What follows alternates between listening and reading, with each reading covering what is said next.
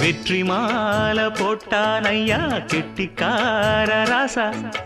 முத்து போல கண்டான் அங்கே மொட்டு போல ரோசா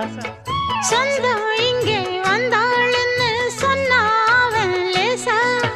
காணாதத கண்டா அப்ப ஆனானையா பாசா என்னாச்சு இந்த மனம் பொன்னாச்சு அட எப்போதோ ரெண்டு மட்டும் ஒன்னாச்சு கடவாயா மச்சானே யோகா இப்போ உண்டாச்சு அடுக்கு மல்லி எடுத்து வந்து தொடுத்து வச்ச மாலை